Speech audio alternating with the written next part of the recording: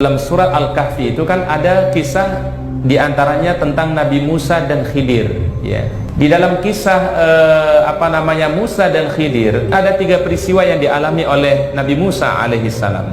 Waktu itu perjanjiannya adalah Nabi Musa kalau mau siap menjadi muridnya Khidir nggak boleh bertanya, apapun yang terjadi jangan pernah bertanya.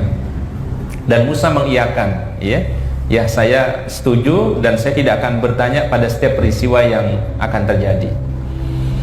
Peristiwa yang pertama itu kan adalah Nabi Musa alaihissalam dan Khidir ketika menaiki sebuah perahu, tiba-tiba di tengah laut perahunya dibocorkan, ya. Diapain perahunya?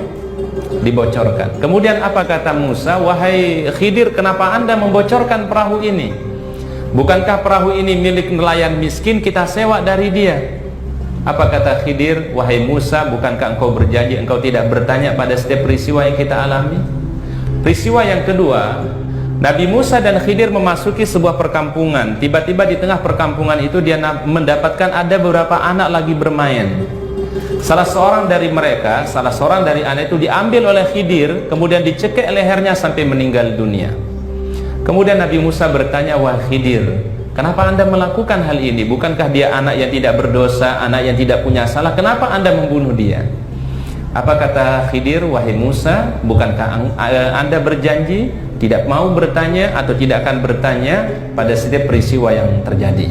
Ini karena udah 2 kali ya kesalahannya Musa. Maka kata Khidir, kalau engkau bertanya untuk ketiga kalinya, maka itulah nanti kita akan berpisah antara aku dengan dirimu.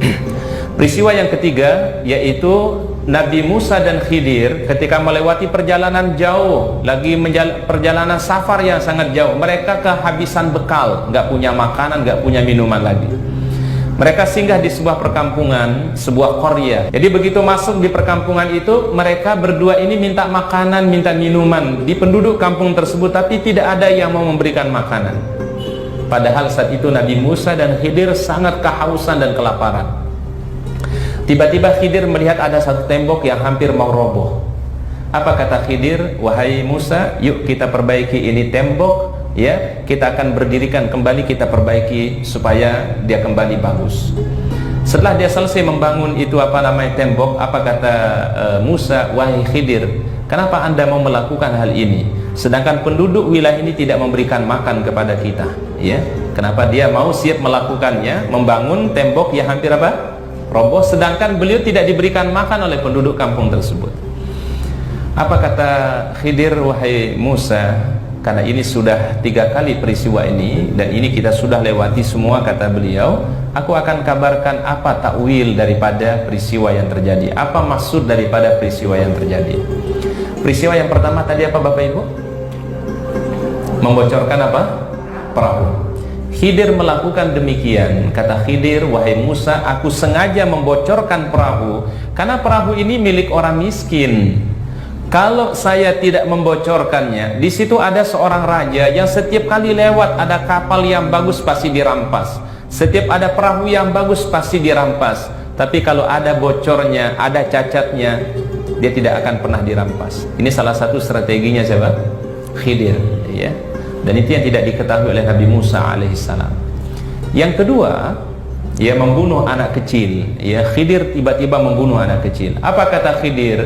Di dalam Lauhul Mahfuz, di dalam ilmu Allah Subhanahu wa ta'ala, anak yang tadi dibunuh itu adalah anak yang apabila nanti dia dewasa, apabila dia besar, dia akan menjadi anak yang durhaka kepada kedua orang tuanya. Dia akan menjadi musuh bagi orang tuanya. Anak itu akan memberikan kesulitan kepada orang tua, bahkan akan durhaka kepada orang tuanya. Maka Allah Ta'ala memerintahkan aku untuk membunuhnya, dan Allah Ta'ala akan menggantikan dengan anak yang lebih baik dan anak yang lebih soleh. Kemudian yang ketiga, peristiwa yang ketiga apa tadi? Tembok yang hampir roboh.